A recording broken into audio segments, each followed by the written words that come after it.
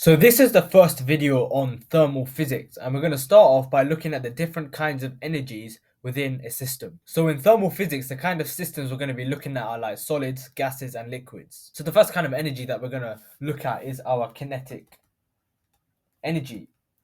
And as you would assume, this is due to the movement of our particles within our system. So let's say we had a solid. The kinetic energy of the solid is dependent on how much the particles are vibrating. And now kinetic energy is directly proportional to temperature. And that makes sense. As you increase the temperature of something, you'd expect the particles to move a lot more faster, a lot more vigorously.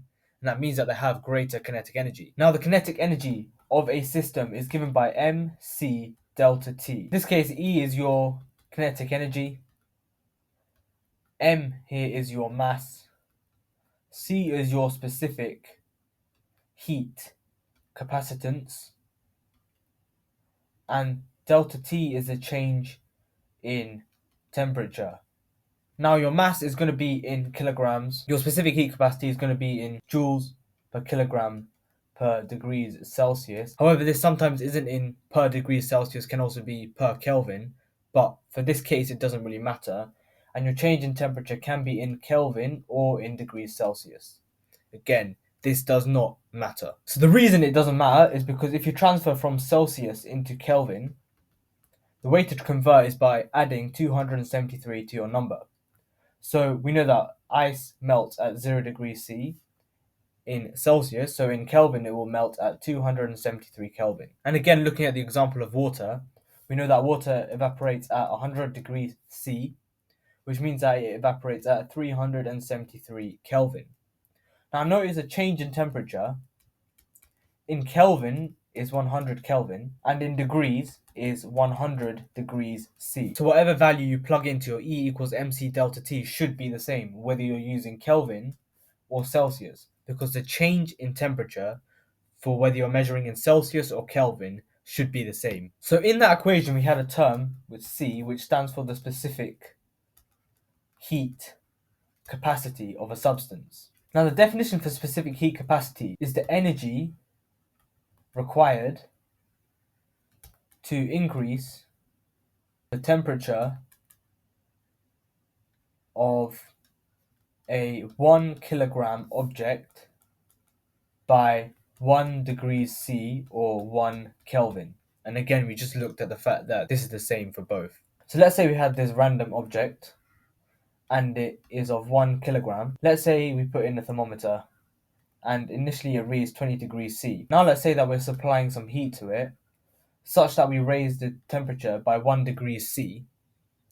The amount of energy that we supply to this is what is given by our specific heat capacitance. So this here is just a visual representation of what the specific heat capacitance means. Now the other kind of energy is your potential energy. And your potential energy is the energy required to break or weaken bonds or forces between particles. Now, in chemistry, you have to be a bit more careful because if you talk about breaking bonds or weakening bonds, I'm pretty sure you would lose the mark. But in physics, I believe they would be a bit more lenient. Now, the potential energy is equal to the mass of your object multiplied by the latent heat of fusion or vaporization. And we'll go over what these both mean in a minute. So the equation for this is given by E is equal to ml. And the unit for your latent heat of fusion or evaporation, which is given by this L, is joules per kilogram.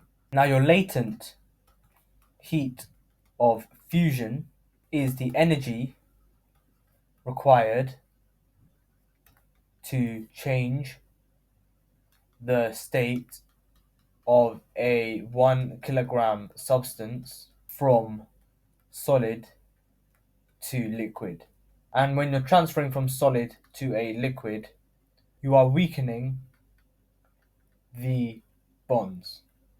Now, the latent heat of vaporization is the same thing, but from a liquid to a gas. So it is the energy required by a 1 kilogram substance to change its state from a liquid to gas. And when you're going from a liquid to a gas, you are breaking the bonds. Now, sometimes you may be asked to define what the internal energy of the system is, and that is the total kinetic and potential energy of a system. So your internal energy is equal to your kinetic energy plus your potential energy. So let's look at the case of ice or water. And let's say I have an ice cube and I'm going to heat it up. And originally it's at minus 10 degrees Celsius. And as I heat it up, obviously we know that when it gets to 0 degrees Celsius, it's going to melt. So this here is going to represent our melting, and in this y-axis we're representing the amount of energy that is being supplied to our ice cube. Then after it melts into a liquid and becomes water, the temperature increases, and we know that at 100 degrees it evaporates into a gas. So there's 1, 2, 3, 4 sections on this graph that we can analyze. Well, in section 1 we know that it's a solid, and as we're increasing the temperature from minus 10 degrees C to 0 degrees C, what we're doing is we're changing the temperature. So that means we're applying heat energy and are therefore altering the kinetic energy of the system. So what this means is the particles in the ice start to vibrate more. Now, in section 2, we are at 0 degrees C. And now, as we are supplying our heat energy, we are noticing that the temperature is not increasing. And this is because the heat energy is being supplied into potential energy now, and the bonds are being weakened. So the reason why the temperature is not increasing is because the heat energy is now being used to overcome the forces between the particles rather than increase the temperature of the substance. So here is where it transfers state from solid to liquid. Now at section 3 we have become a liquid, and as we go from 0 degrees C to like almost 100 degrees C, the heat energy is once again being used to increase the kinetic energy of the system. And at point number 4 we are now at 100 degrees C exactly, and the heat energy is now being converted once again into potential energy, and this time we are now breaking the bonds as we are transferring from a liquid to a gas. So in section 1 of the curve, we are increasing the kinetic energy. Section 2, we are increasing the potential energy. Section 3, we're once again increasing kinetic energy. And section 4, we are once again increasing the potential energy. And in section 2, the energy here required is dependent on the latent heat of fusion. And in section 4, the energy is dependent on the latent heat of vaporization. And this little subscript F and the subscript V determines whether it's fusion or vaporization. Let's say we have some random scenario where you now want to start going gym and start bulking. So let's say you ask your mum to cut up some chicken pieces for you to eat because you know you want to get your protein in. So here's some chicken. And she cuts it at room temperature. So the temperature of the chicken is initially 20 degrees C. And she wants to boil this chicken for you. So she has a pan, and the water in the pan is at a temperature of 80 degrees C. So the initial temperature is 80 degrees C. And the mass of water she has is MW, and the mass of chicken you're eating is MP. Now let's say that as she transfers the chicken into the water, she's no longer heating the pan. So the water is remaining constant at 80 degrees C. Now we know that the temperature of the chicken should increase. But also the temperature of the water will decrease. And this is going to happen until they reach thermal equilibrium. And what that means is the temperature of the chicken is going to be equal to the temperature of the water at the end. So what is this final temperature that we're going to have?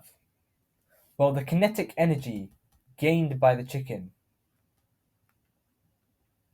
is going to be equal to the kinetic energy lost by the water. So the kinetic energy of the water is being transferred to the chicken. And we know that our kinetic energy equation is equal to mc delta t. So for the chicken pieces, it's going to be mp cp times the final temperature minus 20 degrees C, as this is our change in temperature. And here the P just stands for the chicken pieces. And this is going to be equal to the loss in kinetic energy by the water. So that's going to be MW Cw, where Cw is the specific heat capacitance of the water, and the change in temperature for water is going to be 80 minus the final temperature. Now, the mass of the chicken, the mass of the water, and the specific heat capacitance of the chicken and the water are all known values. So we can therefore find out at what final temperature the chicken and the water are going to be at.